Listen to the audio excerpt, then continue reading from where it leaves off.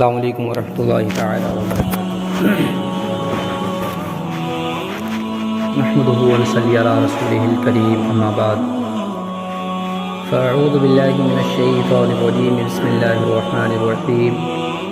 سبحان الذی اسری بعبدہ لیلا من المسجد الحرام الی المسجد الاقصی الذی بارکنا حولہ لنریہ من آیاتنا انہ هو السمیع البصیر۔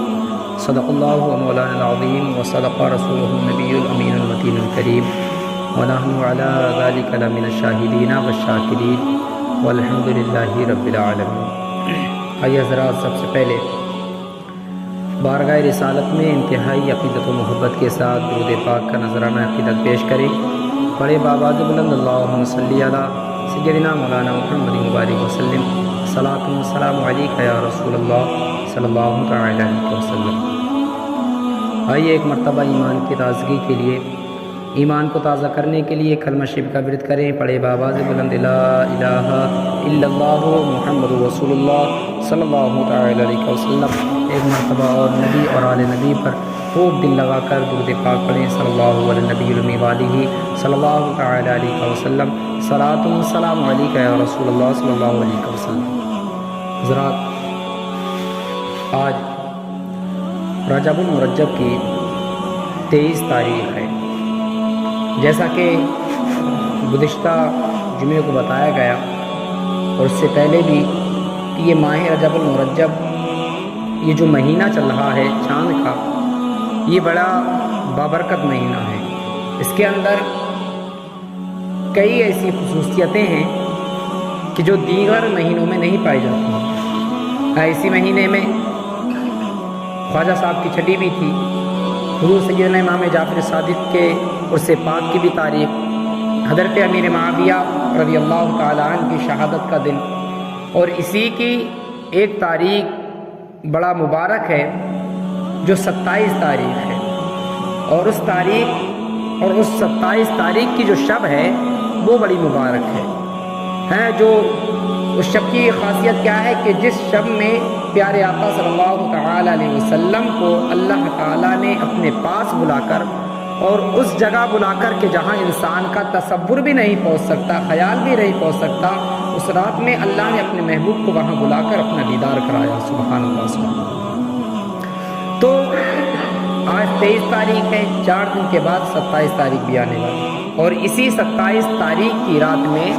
وہ رات ہے کہ جس رات میں اللہ تعالیٰ نے پیارے آقا صلی اللہ تعالی وسلم کو معراج سے نوازا۔ اور آپ دیکھیں، اللہ رب العزت نے کہ چونکہ جو معراج ہوئی اور پیارے آقا کو یہ معراج سے نوازا گیا، یہ بھی ایک امتحان تھا مومنوں کے لیے، لوگوں کے لیے امتحان تھا کہ کون ہے جو اس بات کو مانے گا۔ اور معجزہ کہتے ہی اسی کو ہے جو انسان کی عقل میں نہ آ سکے۔ یہ اللہ تعالیٰ نبیوں کو عطا فرماتا ہے کہ نبی جب پیغام کسی کے پاس پہنچاتے ہیں تو وہ لوگ دلیل مانگتے ہیں، تو دلیل کے طور پر اللہ تعالیٰ نبیوں کو معجزہ عطا فرماتا ہے، اور ولیوں کو اللہ تعالیٰ کرامت عطا فرماتا ہے۔ تو معجزہ پیارے آقا کا سب سے بڑا معجزہ یہ کہ جس نے پوری دنیا کو حیران کر دیا کہ حضور صلی اللہ تعالی وسلم چھوٹی سی مدت میں نہ جانے کہاں سے کہاں پہنچ کر واپس آ گئے، اور آج دنیا اسی شش و پنج میں پڑی ہوئی ہے کہ یہ سچ ہے یا جھوٹ ہے۔ یعنی یہ ایک امتحان تھا لوگوں کے لیے۔ اس دور میں بھی حضور کے نہ ماننے والے کتنے موجود تھے، ابو جہل تھا، ابو لہب تھا، شیبہ تھا، یہ سارے لوگ حضور کے خلاف تھے۔ ابتدائی زمانہ تھا، لیکن دیکھیے یہ میرا آپ کا مسئلہ نہیں ہے۔ اللہ تعالیٰ قرآن مجید میں خود فرماتا ہے، سبحان الذی اسری بعبدہ لیلا من المسجد الحرام۔ پاک ہے وہ ذات کہ جو اپنے بندہ خاص کو لے گیا۔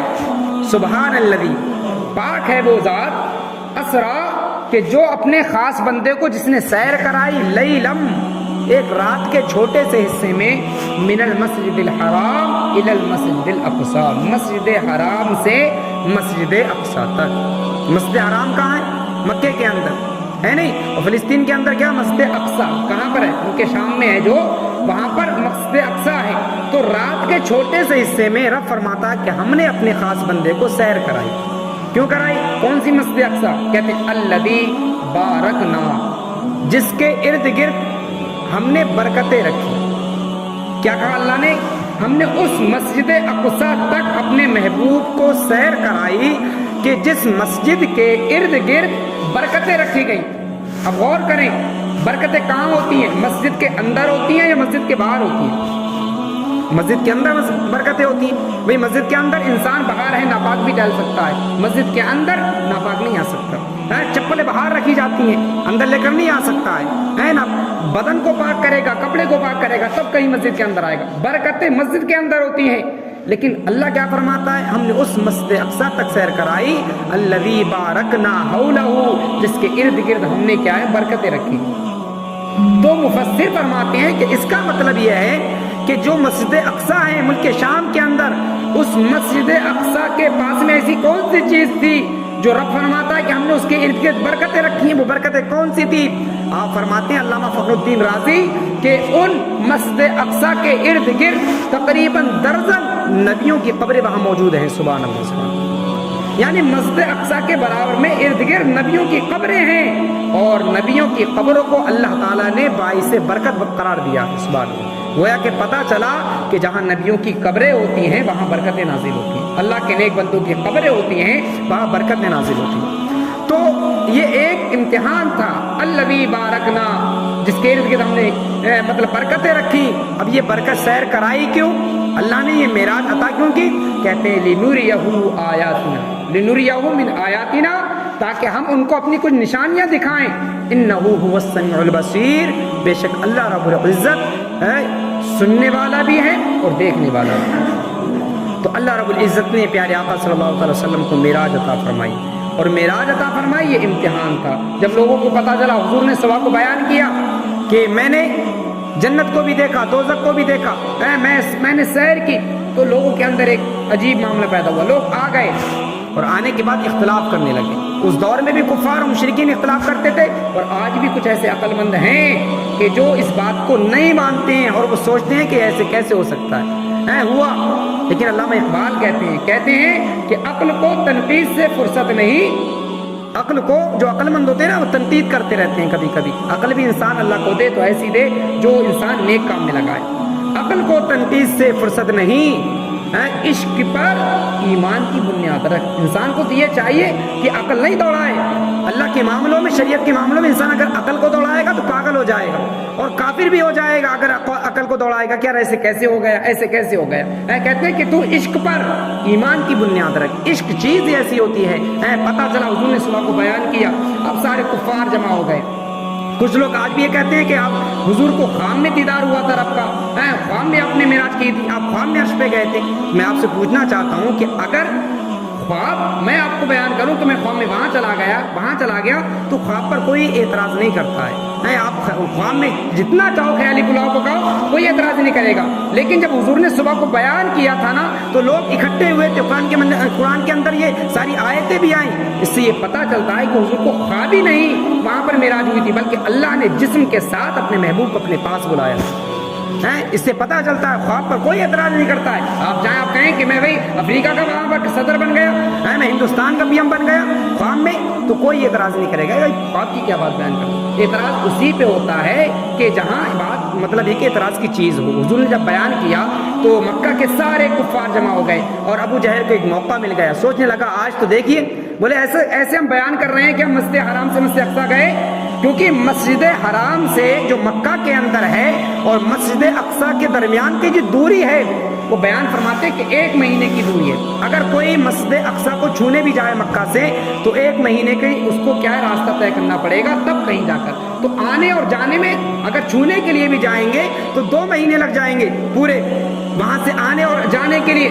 تو جبریل وہ ابو جہل کہنے لگا کہ بتائیے کوئی بات سمجھ میں. لوگوں کے درمیان وہ گلی جا کر کہنے لگا بتاؤ یہ بات سمجھ میں آتی ہے کہ ہم ایسا لگتا ہے کہ ہم نے مسجد اقصی کو دیکھا نہیں ہے، ہم ملک شام گئے نہیں ہیں، کیونکہ وہاں کے لوگ تجارت کرتے تھے ملک شام کی. تو کہا ایسا لگتا ہے کہ ہم گئے نہیں ہیں. بتائیے 2 مہینے کا راستہ ہے اور یہ محمد جس کا نام ہے وہ یہ کہتا کہ میں نے ذرا سی دیر میں وہاں کا سیر کر لیے، وہاں کا سفر کر لیا ہے. بتائیے کوئی سمجھ میں آتی ہے؟ بہانہ ملا لوگوں کے درمیان جا کر بیان کرنے لگا تاکہ اس کو موقع ملا کہ حضور کی محبت لوگوں کے دلوں سے نکالی جائے. لوگ سمجھیں گے یار یہ بات تو سچ ہے، 2 مہینے کا راستہ ہے. اور یہ ذرا سی دیر میں کیسے پہنچ جائیں گے؟ سامنے حضرت صدیق اکبر رضی اللہ عنہ تشریف لے آئے، سبحان اللہ۔ صدیق اکبر سامنے آئے، ابو جہل ان کے پاس گئے، کہا صدیق ذرا یہ بتاؤ، تم ہی بتاؤ، کوئی بندہ اگر یہ کہے کہ میں رات کے تھوڑے سے حصے میں مکے سے ملک شام چلا گیا، جو 1 مہینے کی راستہ وہاں طے کرنے کا معاملہ ہوتا ہے، کیا یہ بات عقل میں آتی ہے؟ تم ہی بتاؤ صدیق، کیا کوئی یہ کہے کہ میں نے ذرا سی دیر میں وہاں پہنچ کر واپس آ گیا، بات سمجھ میں آتی ہے؟ صدیق اکبر نے کہا یار یہ تو بات سمجھ میں نہیں آتی، کیسے ہو سکتا ہے؟ 2 مہینے کی راستہ ہے، ایک لمحے میں انسان کیسے جا سکتا ہے؟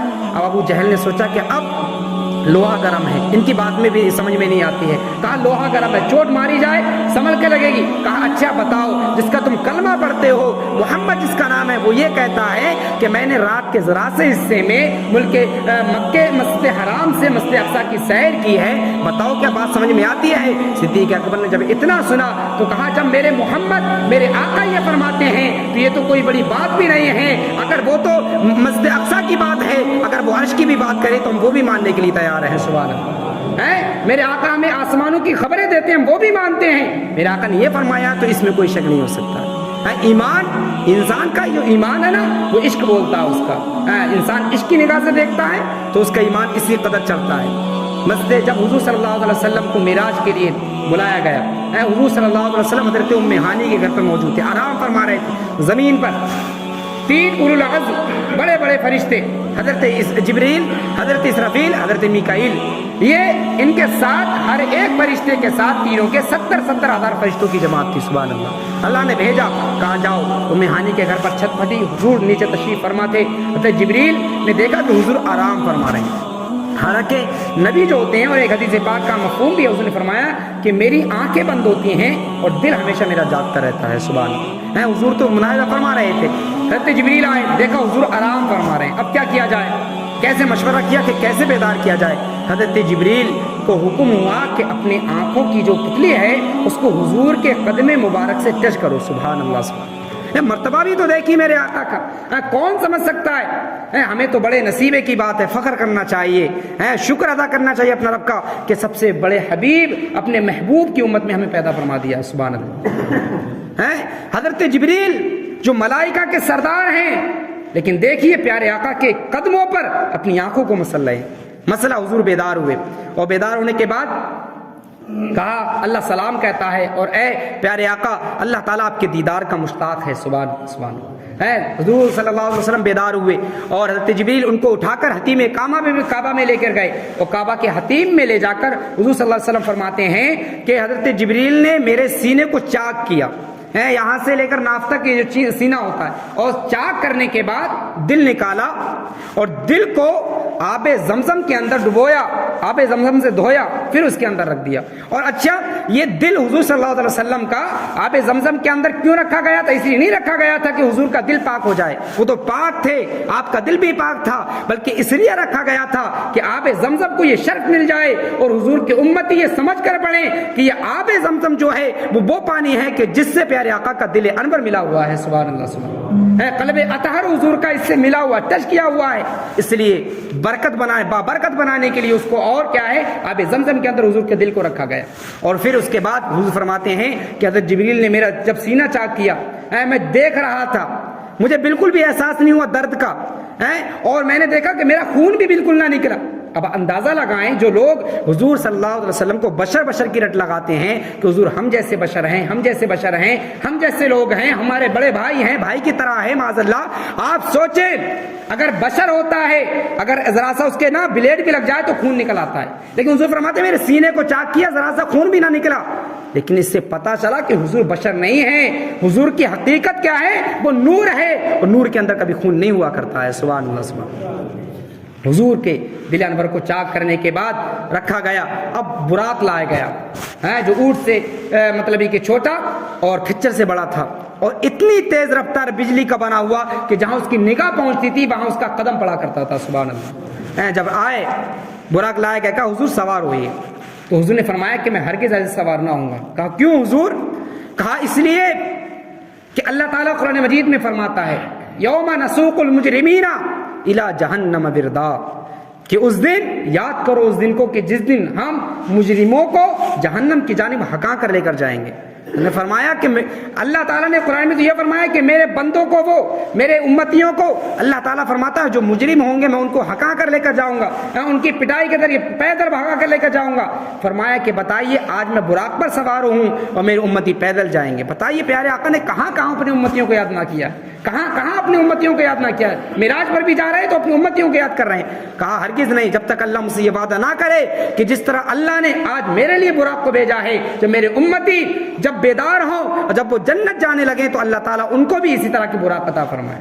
جب تک اللہ یہ وعدہ نہ کرے گا میں ہرگز اس پر سوار نہ ہوں گا۔ حضرت جبریل ٹھہرے، حکم آیا ہے جبریل مزدہ سنا دو اور کہہ دو یوم نحشر المتقین الی الرحمن وفدا، کہ جب قیامت کا دن ہوگا اور جو پرہیزگار لوگ ہوں گے اللہ تعالیٰ ان کو جہنم رحمان کی جانب کیا ہے براق پر سوار کر کے لے کر جائے گا۔ سبحان اللہ سبحان ہے۔ وہاں پر یہ آپ کو مزدہ سنایا گیا، حضور براق پر سوار ہوئے، پہنچے، آپ نے سنا بہت کچھ اللہ نے آپ کو دکھایا، اپنی نشانیاں دکھائیں، اور مسجد اقصیٰ پہنچے، وہاں انبیاء کرام کی کیا ہے، وہاں پر امامت فرمائی آپ نے، آپ دیکھیں انبیاء کرام اپنی اپنی قبروں میں بھی تھے لیکن مسجد اقصیٰ پہنچے۔ حضور بخاری کی حدیث پاک کے الفاظ ہیں، آپ فرماتے ہیں مررت بموسیٰ وہو یصلی فی قبرہ، کہ میں حضرت موسیٰ کی قبر کے پاس سے گزرا تو میں نے کیا دیکھا کہ حضرت موسیٰ اپنی قبر کے اندر نماز پڑھ رہے ہیں۔ سبحان اللہ۔ اندازہ لگائیں بخاری کے الفاظ ہیں۔ کچھ لوگ کہتے ہیں نا کہ حضور مر کے مٹی میں مل گئے معاذ اللہ، ان کو کیا پتا، قبر کے اندر سارے لوگ مر کے مٹی میں مل جاتے معاذ اللہ، لیکن دیکھیے حضرت موسیٰ اور ان کا یہ عالم ہے کہ وہ ایسے پیغمبر ہیں جنہوں نے اللہ کی بارگاہ میں دعا کی تھی، اے اللہ مجھے اپنے حبیب کی امت میں پیدا فرما، مجھے ان کا امتی۔ بتائیے ایک نبی ایک امتی ہونے کی تمنا کر رہے ہیں، لیکن بتائیے حضرت موسیٰ کے بارے میں آتا اپنی قبر کے اندر نماز پڑھ رہے تھے، جو مطلب ہے کہ پیارے آقا کے پیچھے نماز پڑھنے والے مقتدی ہیں، اور مقتدی کا عالم ہے کہ وہ قبر کے اندر نماز پڑھ سکتا ہے، تو جو مقتدیوں کے امام الانبیاء ہیں کیا وہ اپنی قبر کے اندر زندہ نہیں ہو سکتے؟ کیوں نہیں ہو سکتے؟ ہمارے آقا کو تو اللہ نے سب سے بلند بالا کر بنایا ہے۔ سبحان اللہ۔ گئے مسجد اقصیٰ میں آپ کی امامت کرائی، پھر سدرہ پہنچے، سدرہ سے آگے حضور صلی اللہ علیہ وسلم باری تعالیٰ کے بارگاہ میں موجود ہوئے اور اپنی آنکھوں سے اللہ تعالیٰ کا دیدار عطا فرمایا۔ سبحان اللہ، دیدار بھی کیا۔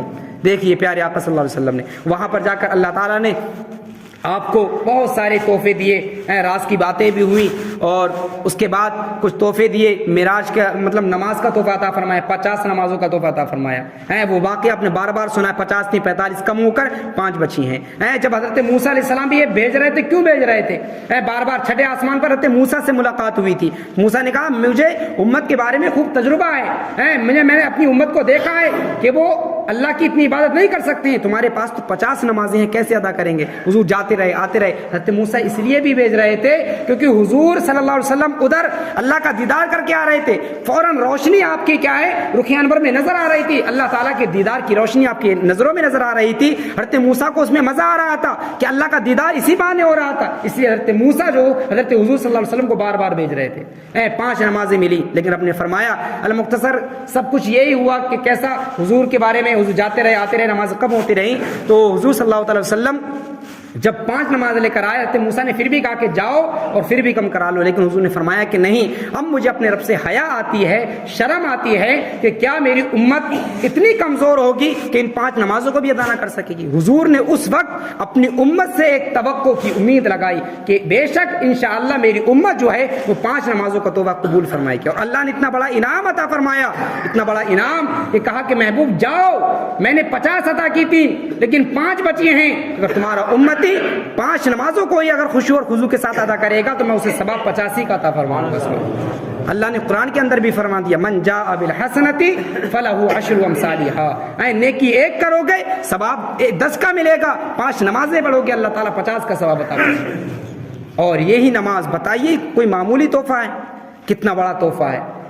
سارے احکام، زکوٰۃ کا حکم ہو، حج کا حکم ہو، مسلمان ہونے کا حکم ہو، دیگر جتنے بھی حکم ہیں، قرآن پڑھنے کا حکم، وہ سارے کے سارے زمین پر انسان کو ملے، لیکن نماز ایک ایسا تحفہ ہے، نماز ایک انسان مومن کے لیے ایسا تحفہ ہے جو اللہ نے اپنے پاس اپنے نبی کو بلا کر وہ عطا فرمایا ہے۔ سبحان اللہ، کس قدر اس کی اہمیت ہوگی۔ اور انسان جب کوئی بڑا آدمی ہوتا ہے نا، اس کو تحفہ پاس بلا کر کیوں دیتا ہے؟ جب دیکھتا ہے کہ تحفہ بھی یہ بہتر ہے، اس لیے انسان دیکھتا ہے۔ لیکن پیارے آقا صلی اللہ علیہ وسلم کو یہ نماز عطا فرمائی. اور حضور کی معراج تو یہ ہو گئی کہ حضور نے اپنے رب کو دیکھ لیا اور حضور نے مومنوں اور امتیوں کے لیے دعوت دے دی کہ الصلاۃ معراج المومنین، کہ جو میرا بندہ نماز پڑھ لے گا اور سر کو جب اپنے اللہ تعالیٰ کی بارگاہ میں جھکائے گا، رب کی بارگاہ میں اپنے سر کو جھکائے گا، تو اس قدر اس کے اوپر رحمتیں نازل ہوا کرتی ہیں. حضور فرماتے ہیں کہ بندہ جب سجدے کی حالت میں ہوتا ہے اس قدر اس پہ رحمتیں نازل ہوتی ہیں کہ اگر بندے کو پتہ چل جائے تو پوری زندگی سر کو سجدے سے اٹھا نہیں سکتا ہے. اللہ ہے. حضور نے فرمایا قرۃ عین فی الصلاۃ، میری آنکھوں کی ٹھنڈک نماز ہے. سبحان اللہ. میرے عزیزو، یہ وہ نشانیاں تھیں اللہ تعالیٰ نے. جہنم کا جب آپ نے دورہ کیا آخری بات، تو آقا نے دیکھا کہ جہنموں کے اندر کچھ لوگ ایسے ہیں جن کے سر کو فرشتے پتھروں سے کچل رہے ہیں، اور اس قدر کچل رہے ہیں گویا کہ قیمہ بن چکا ہے پورا. مطلب یہ کہ ان کا جو سر تھا اس طرح کچلتے تھے کہ قیمہ بن جاتا تھا. اس کے بعد جب دوبارہ ہٹاتے تھے پھر ان کا مطلب یہ کہ سر ٹھیک ہو جاتا تھا. پھر حضور نے دیکھا کہ پھر فرشتے مارتے تھے، ان کا سر پھر کچل ہو جاتا تھا، پھر وہ سیدھا ہو جاتا تھا. حضور نے پوچھا ہے جبریل یہ کون لوگ ہیں؟ تو حضور کی بارگاہ میں جبریل نے عرض کیا رسول اللہ یہ آپ کی امت کے وہ لوگ ہیں کہ جن کے سر نماز کی وجہ سے بوجھل رہا کرتے تھے، نماز کی وجہ سے بھاری رہا کرتے تھے. جب نماز کے لیے کہا جاتا تھا تو کہتے تھے کہ سر میں درد ہے، سر کے اندر سینکڑوں بہانے نکل آتے تھے. اور آج یہی ہماری سب سے بڑی پرابلم ہے. نماز کے لیے کسی بندے سے کہا جائے تو سینکڑوں وہ بہانے کہہ دیتا ہے، اور ایک بہانہ تو ہر مومن کے پاس ہوتا ہے. کچھ نہ صحیح تو یہ کہتا ہے میرے کپڑے ٹھیک نہیں. انسان کے کپڑے کیسے ٹھیک ہو سکتے ہیں؟ جو رب کی بارگاہ میں جھکنا نہیں چاہتا، پہلے رب کی بارگاہ میں جھکو، انسان کے کپڑے بھی پاک ہو جائیں گے، اس کا بدن بھی پاک ہو جائے گا، اس کا تن بھی پاک ہو جائے گا، اس کا من بھی پاک ہو جائے گا. انسان کوشش بھی تو کرے. میرے عزیزو، یہ مہینہ اور 27 تاریخ یہ منگل کی پڑ رہی ہے، اور اس کی پیر کی جو شام میں ہے وہ شب معراج ہے. اس رات میں جس سے جو بھی ہو سکے وہ اللہ کی عبادت کرے. وہ عبادت کی رات ہے، بڑی مبارک رات ہے، اور اس رات ہی میں ہمیں نمازوں کا تحفہ دیا گیا. حضور نے فرمایا کہ بے شک نمازوں میں میری آنکھوں کی ٹھنڈک رکھی گئی ہے. ہم حضور کی امتی ہیں، رب کا شکر ہے اپنے پیارے حبیب کی امت میں ہمیں پیدا کیا. ہمیں چاہیے کہ اس فریضے کو انجام دیں، ہرگز اس کو چھوڑنے کی کوشش نہ کریں. آج ہم معمولی سمجھتے ہیں اس کو. میرے عزیزو، اس کے علاوہ کچھ بھی نہیں ہے. نماز اگر ہماری ہے تو سارے سوالات ہمارے آسان. اگر نماز ختم، اذانوں کی آواز آتی ہے، ہم اپنے صبح میں دیکھیں تو بستروں پر پڑے ہوئے ہیں، اور ویسے ٹائم میں دیکھیں کوئی کھیل رہا ہے، کوئی کود رہا ہے، کوئی جا رہا ہے، کوئی آ رہا ہے، لیکن نمازوں کی فکر نہیں ہے.